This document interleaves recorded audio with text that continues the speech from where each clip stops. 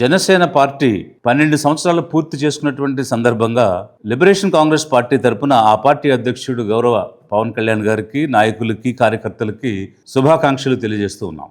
ఏదైనా ఒక రాజకీయ పార్టీ అధికారంలోకి రాకముందు అనేక మాటలు మాట్లాడుతుంది, అనేక హామీలు చెప్తుంది, అనేక విషయాల గురించి ప్రశ్నిస్తుంది. అయితే అధికారం వచ్చాక వారు ఏ విధంగా ప్రవర్తించారు అనే దాన్ని బట్టి ఆ పార్టీ యొక్క నీతి, నిజాయితీ, తత్వం, సిద్ధాంతం, పనితీరు అనేటువంటివి ఆధారపడి ఉంటాయి. అయితే ఇంత చిన్న వయసులో జస్ట్ 12 yearsలో ఇన్ని మలుపులు తిరగటం, ఇన్ని మాటలు మార్చటం, ఇన్ని సిద్ధాంతాలను తిలోదకాలు ఇవ్వడం, యూటర్న్స్ తీసుకోవడం అనేది ఒక జనసేనకే చెల్లుతుందేమో అనిపిస్తుంది. అందుకే జనాన్ని ఆలోచించమని, గ్రహించమని, ఏ పార్టీ ఏ విధంగా ప్రవర్తిస్తుంది, మరీ ముఖ్యంగా ఎన్నికల ముందు ఎలా ఉంటుంది, ఎన్నికలై ఓట్లు వేయించుకుని అధికారంలోకి వచ్చాక ఏ విధంగా ఉంటున్నాయనేది తప్పకుండా జనం పరిశీలించాలి, ఆలోచించాలి, గ్రహించాలి. 2014లో జనసేన పార్టీ ప్రారంభించి అంతకుముందు కళ్యాణ్ గారు వారి యొక్క అన్నగారు కలిసి ఏర్పాటు చేసిన పార్టీని కాంగ్రెస్ అనేటువంటి సముద్రంలో ముంచేసి కాంగ్రెస్కి వ్యతిరేకంగా ఒక రైట్ టర్న్ తీసుకుని బీజేపీతో పొత్తు పెట్టుకుని బీజేపీ కోసం కాంగ్రెస్ హటావో దేశ్ బచావో అని బీజేపీకి ఓటు వేయమని ఊరూరు తిరిగి చెప్పారు. కాంగ్రెస్ హటావ్ దేశ్ బచావ్. తర్వాత 2019కి వచ్చేసరికి రైట్ టర్న్ కాస్త సెంటర్ కాదు లెఫ్ట్ టర్న్కి వెళ్ళిపోయి కమ్యూనిస్టులతోనూ బీఎస్పీతోనూ జత కట్టి అప్పుడు బీజేపీకి వ్యతిరేకంగా ఓటేయమని చెప్పారు. మళ్ళీ 24 వచ్చేసరికి రైట్ టర్న్ అయిపోయింది, లెఫ్ట్ టర్న్ అయిపోయింది, పూర్తిగా యూ టర్న్ తీసుకుని మళ్ళీ మతతత్వ పార్టీ అనేటువంటి బీజేపీతో కలిసి టీడీపీతో కూటమిని ఏర్పాటు చేసుకుని వారికి ఓటేయమని మళ్ళీ అడిగారు. అంటే చెగువేరా ఏమైపోయారు, సోషలిజం ఏమైపోయింది, కమ్యూనిజం ఏమైపోయింది, సోషల్ జస్టిస్ ఏమైపోయింది, ఈరోజు సనాతన ధర్మం నిలబడింది. ఇన్ని రకాల టర్న్సా, ఇన్ని రకాల సిద్ధాంతాల, ఇన్ని రకాలైనటువంటి మాటలు మార్పిడియా? జనం ఆలోచించాలి. జనం తరపున లిబరేషన్ కాంగ్రెస్ పార్టీ నుంచి గౌరవ కళ్యాణ్ గారిని నేను సూటిగా అడుగుతున్నాను. మీ పార్టీ 7 సిద్ధాంతాలను ప్రకటించింది. ఈ 7 సిద్ధాంతాలు మీరు పాటించారా, పాటిస్తున్నారా, పాటిస్తారా? ఉదాహరణకి మొదటి సిద్ధాంతం కులాలను కలిపే విధానం. కులాలను మీరు కలిపారా? పవన్ కళ్యాణ్ నాయుడు ఉండదు, పవన్ కళ్యాణ్ రెడ్డి ఉండదు, పవన్ కళ్యాణ్ రాయలు ఉండదు, కులం లేనివాండి. మీరు అధికారంలోకి రాకముందు ఏం మాట్లాడారనేది ఒకటైతే, అధికారంలోకి వచ్చాక, అవకాశం వచ్చాక, జనం ఓట్లు వేశాక మీరు చెప్పిన సిద్ధాంతాన్ని ఏమాత్రమైనా పాటించారా? మీ సొంత నియోజకవర్గం పిఠాపురంలో కుల బహిష్కరణ జరిగింది, సాంఘిక బహిష్కరణ జరిగింది. మీ జాతి కమ్యూనిటీ కాపుసు షెడ్యూల్ కాస్ట్ కమ్యూనిటీని బహిష్కరించి వెలివేస్తే పిఠాపురం నియోజకవర్గం మల్లం గ్రామంలో దళితులను గ్రామం నుంచి బహిష్కరించారు. ఊరిలోకి వస్తే నిత్యావసర వస్తువులు ఇవ్వకూడదని గ్రామ పెద్దలు ఆదేశాలు ఇచ్చినట్లు చెబుతున్నారు. వారు విడిపోతుంటే కలపడానికి మీరు ఎక్కడ ప్రయత్నం చేశారు? అదే పిఠాపురం నియోజకవర్గంలో చదువు నేర్పించాల్సిన ఒక బడి పంతులు కులం పేరు పెట్టి విద్యార్థుల్ని దూషిస్తే కుర్రోళ్ళు ఎస్సీ పేట ఏం బేకలేరు, మాల జాతి ఏం బేకలేరు అంటున్నారు. ఎస్ఓలు ఏం కాదు, మీరు ఏమన్నా పెద్ద పుడింగ్లు అనుకుంటున్నారా? ఎస్ఓలు అంటే ఎవరు భయపడరు అని శ్రీనివాస్ సార్ అంటున్నారు. వాళ్ళ మధ్య గొడవలు వచ్చి కొట్టుకుంటే మీరు కులాలను కలపాల్సింది పోయి కనీసం మీ నియోజకవర్గంలో జరుగుతున్నటువంటి విషయాలను కూడా స్వయంగా పరిశీలించడం కానీ, పిలిపించి మాట్లాడుకోవడం కానీ, మనం ఎదిగిన కులాలుగా ఎదుగుతున్నటువంటి కులాలకు ఎదిగే అవకాశం ఇవ్వాలి తప్ప వాటిని అణిచేయకూడదు, చిదిమేయకూడదు, అణిచిపెట్టకూడదు అని ఎక్కడైనా చెప్పారా? దాన్ని కలపడానికి ప్రయత్నం ఎక్కడైనా చేశారా? జరుగుతున్నటువంటి వారిని తేలిగ్గా తీసేసి కామెంట్స్ చేసి ఉపన్యాసాలలో మాట్లాడారే తప్ప అందులో ఉన్నటువంటి తీవ్రతను కానీ, దానికి గురైనటువంటి బాధితులను కానీ ఎక్కడైనా మీరు పట్టించుకున్నారా?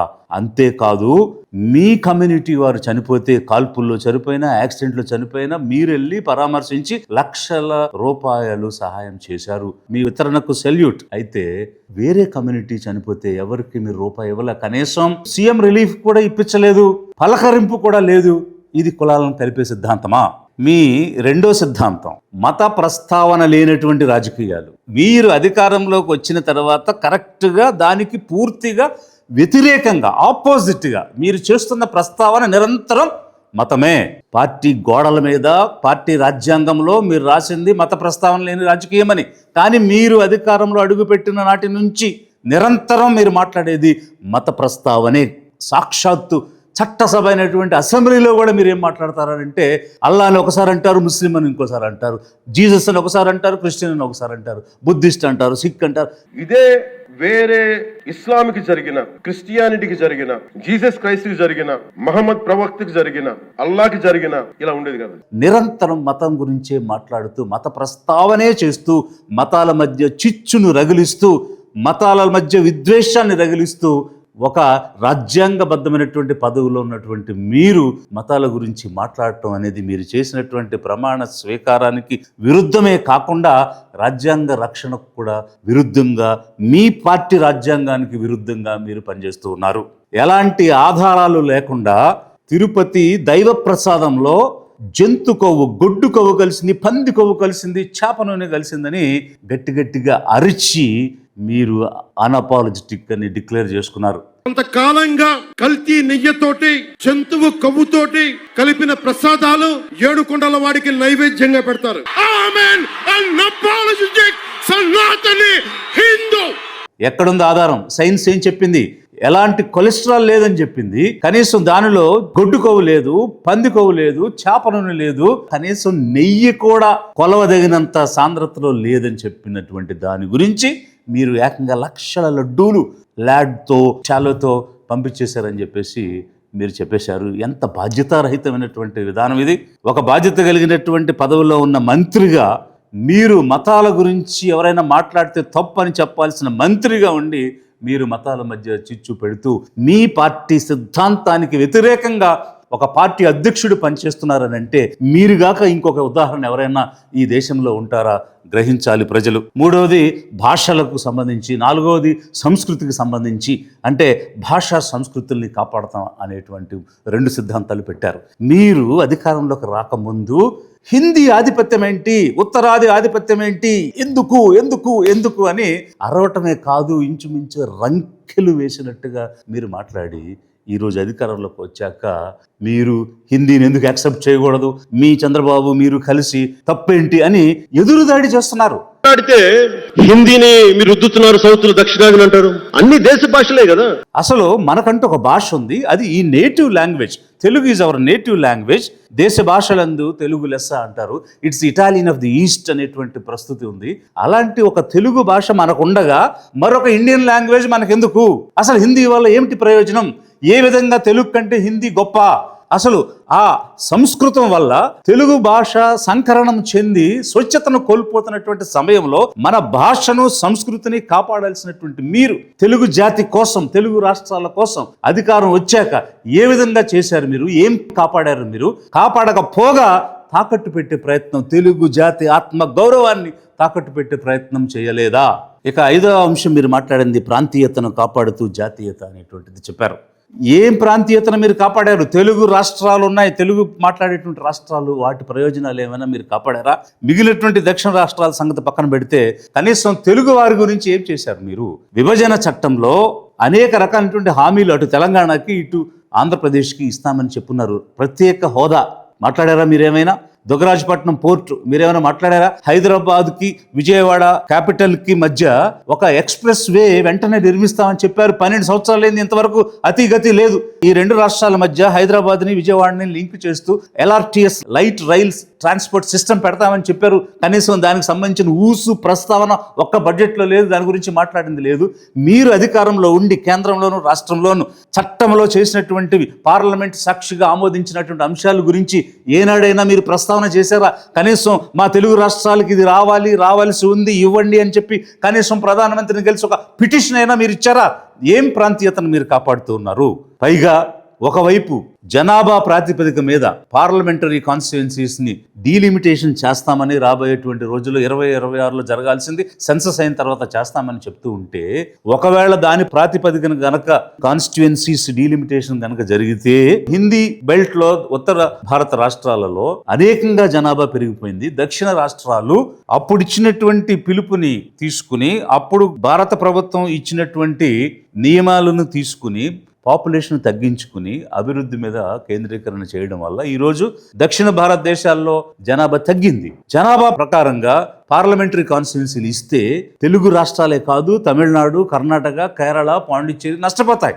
అలాంటి పరిస్థితిలో మీరు ఈ సౌత్ ఇండియా నుంచి వచ్చినటువంటి ఒక వెల్ నోన్ ఫిల్మ్ యాక్టర్గా కనీసం ఈ రాష్ట్రాల ప్రయోజనాల కోసం అలా చేయొద్దు. మేము 20% ప్రాతినిధ్యం పార్లమెంట్లో కలిగి ఉన్నాం, మీరు ఏ విధంగా చేసినా మా 20% మాత్రం తగ్గకుండా చూడండి అని కనీసం ఒక రిప్రజెంటేషన్ అయినా మీ పార్టీ నుంచి ప్రాంతీయ ప్రయోజనాల కోసం చేశారా? మాట్లాడారా? ఎక్కడైనా మీ వాయిస్ ఇచ్చారా? ఏమీ లేదు. కానీ సిద్ధాంతం అని చెప్పి గొప్పగా మీ పార్టీ రాజ్యాంగంలో రాశారు. కొత్తగా ఇస్తానన్న కడప స్టీల్ ప్లాంట్ సంగతి దేవుడు ఎరుగు.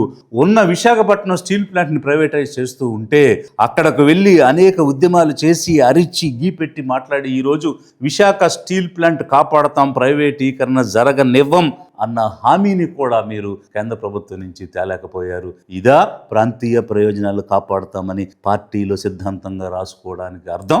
ఇక మీరు ప్రకటించినటువంటి 6వ సిద్ధాంతం అవినీతిపై రాజీ లేనిటువంటి పోరాటం చేస్తున్నారా? మీరు అవినీతిని అరికట్టే ప్రయత్నాలు ఏమైనా చేస్తున్నారా? రాజీ లేని పోరాటం చేస్తున్నారా?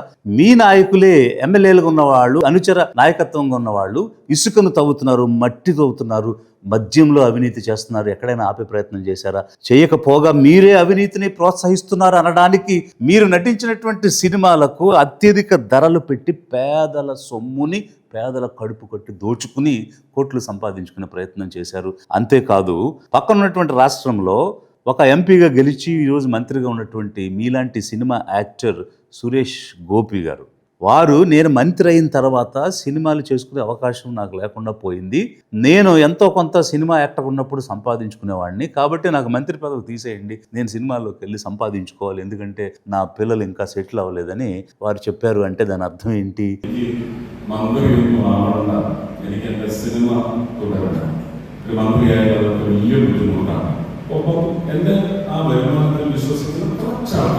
అంటే మినిస్టర్గా ఉన్నటువంటి వ్యక్తి ఇలా సినిమాలకు వెళ్ళి వేరే రకమైనటువంటి సంపాదన చేయడం అనేటువంటిది ఒక కంపెనీలో డైరెక్టర్గా కానీ లేదా వేరే జీతాలు కానీ ప్రాఫిట్ ఆఫ్ ఆఫీస్ కానీ చేయకూడదని మనకున్నటువంటి రూల్స్ రెగ్యులేషన్స్ చెప్తున్న సందర్భంలో నేను చేయలేను కాబట్టి పదవిని వదిలేస్తానని వారు చెప్తుంటే మీరు మంత్రిగా ఉంటూ సినిమాలు చేస్తూ అవినీతిని ప్రోత్సహించడం కాదా? లిబరేషన్ కాంగ్రెస్ పార్టీ నుంచి నేనే స్వయంగా రాష్ట్ర ప్రభుత్వాన్ని క్వశ్చన్ చేశాను, సమాధానం చెప్పకపోతే హైకోర్టులో రిట్ వేశాము, అది జడ్జిమెంట్ ఇంకా రిజర్వ్ అయి ఉంది. ఇక్కడ ఒక మంత్రిగా ఉన్నటువంటి వ్యక్తి నైతిక విలువలు పాటిస్తూ ప్రమాణ స్వీకారానికి కట్టుబడి ఉండి వేరే ఆదాయం వచ్చే కార్యక్రమాలు చేయకూడదు అనేటువంటిది మనకున్నటువంటి నియమ నిబంధనలు. కానీ వాటిని ఉల్లంఘించి మీరే అవినీతి కార్యక్రమాలకు పాల్పడే విధంగా మీ సినిమాలకే టికెట్లు పెంచుకుంటూ మీ అధికారాన్ని దుర్వినియోగం చేస్తూ ఉంటే ఇక అవినీతిపై రాజీలేని పోరాటం జనసేన చేస్తుందని ఏ విధంగా జనం అనుకోవాలి? మీ 7వ సిద్ధాంతం పర్యావరణ పరిరక్షణ.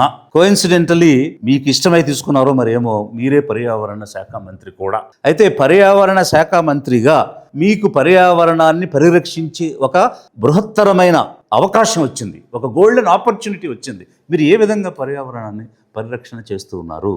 మట్టితో వేస్తున్నారు, చెరువుల్లో ఇసుక తీసేస్తున్నారు, నదుల్లో నీరు అంటరించిపోతూ ఉన్నాయి. నీరు దొరకనటువంటి పరిస్థితి వస్తే పర్యావరణం పరిరక్షించాలి, నీరు అందుబాటులో ఉండాలి, కాబట్టి విచ్చలవిడి తవ్వకాలు ఆపండి అని మీరు ఎక్కడైనా ఆపారా? కాలుష్యం వల్ల యాక్సిడెంట్స్ జరిగి జనం చచ్చిపోతున్నారు పొల్యూషన్ వల్ల.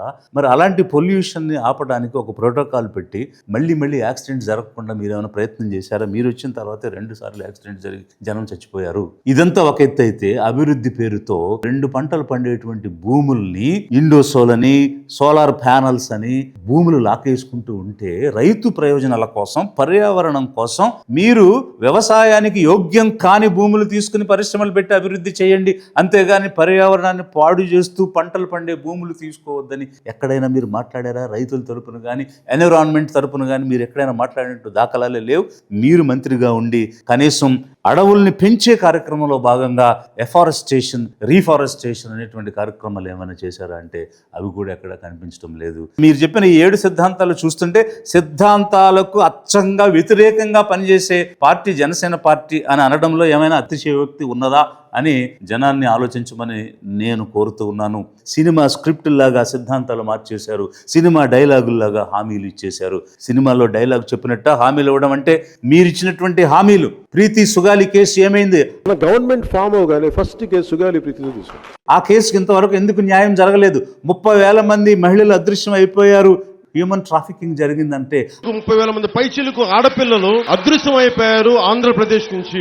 మరి ఆ 30,000 మంది మహిళల్ని ఎందుకు తిరిగి రాష్ట్రానికి తీసుకురాలేదు? ఆడబిడ్డలపై అత్యాచారాలు జరుగుతున్నాయి. ఏడుగురాలపల్లిలోను, అనంతపురంలోను, ఇట్లా అనేక చోట్ల మీ నాయకులే కమ్యూనిటీ బేస్డ్గా ప్రొఫెసర్స్ మీద దాడి చేస్తున్నారు. అలాగే అనేక సందర్భాల్లో అత్యాచారాలు జరుగుతూ ఉన్నాయి. వాటన్నిటినీ అరికట్టిన పరిస్థితి లేదు. తల తీసే చట్టం తెస్తాము మహిళల వైపు చూస్తే అని చెప్పారు. ఆ చట్టం లేదు. నీకో చట్టం, నాకో చట్టం, వాడికో చట్టం కాదు. పవన్ కళ్యాణ్ తప్పు చేసిన తలకాయ తీసేసే చట్టం. మీరిచ్చినటువంటి హామీలు ఏది నెరవేరింది? ఆడబిడ్డ నిధి వచ్చిందా? నిరుద్యోగ భృతి వచ్చిందా? యువతకు లక్షల కొలది నిధులతో లోన్లు ఇప్పిస్తామని చెప్పారు, ఇచ్చారా? జాబ్ క్యాలెండర్లు ఇచ్చి ఉద్యోగాలు ఇస్తామని చెప్పారు, ఇచ్చారా? ఏ హామీలు నెరవేర్చకపోగా ఎన్నికల ముందు పదే పదే డైలాగ్స్ లాగా హామీలు చెప్పేశారు. కానీ అధికారం వచ్చాక హామీ నెరవేర్చడంలో మీరు కనిపించడం లేదు, నిలదీయడం లేదు, ప్రశ్నించటం లేదు. అదేనా Janasena party? SC, ST, OBC, minority ఈ పేదల ఓట్లన్నీ వేయించుకుని ఇన్ని సిద్ధాంతాలు చెప్పి వీరందరినీ వాడుకోవటమే తప్ప మీరు వీరి కోసం ఏమైనా చేశారా? వ్యక్తిగత ప్రయోజనాలకు జనసేన పార్టీని మీరు వాడుతున్నారా? కేవలం ఎన్నికలు అవగానే చంద్రబాబు నాయుడే 15 సంవత్సరాలు ఉంటారని అంటే స్వజాతి సొంత కమ్యూనిటీ కాపుల్ని డిసప్పాయింట్ చేయటమే కాకుండా మీకోసం నిలబడినటువంటి ఎస్సీ, ఎస్టీ, ఓబీసీ జెండాలు మోసినటువంటి కార్యకర్తలందరినీ కూడా అసంతృప్తికి గురి చేసి ఎవరి ప్రయోజనాల కోసం ఈ పార్టీ నడుస్తుంది? పార్టీ జాతి ప్రయోజనాల కోసమా, జనం ప్రయోజనాల కోసమా, లేక ఒక చంద్రబాబు నాయుడు ప్రయోజనాల కోసమా జనసేన నడుస్తుంది అనేది ఈరోజు రాష్ట్ర వ్యాప్తంగా జరుగుతున్న చర్చ, ఎదురవుతున్నటువంటి ప్రశ్నలు. అందుకే అధిక జన పేదలు ఆలోచించాలి. లిబరేషన్ కాంగ్రెస్ పార్టీ నుంచి రాష్ట్ర ప్రజలను కోరుతూ ఉన్నాను.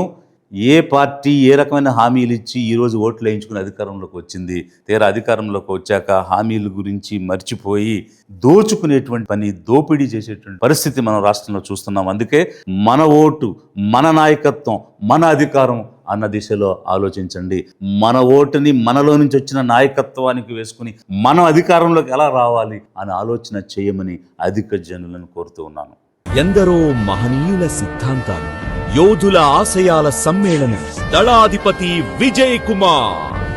విజయ్ కాజ్. పేదల చేత, పేదల యొక్క, పేదల కోసం సుస్థిర ప్రభుత్వ ఏర్పాటే అధిక జన మహాసంకల్పం.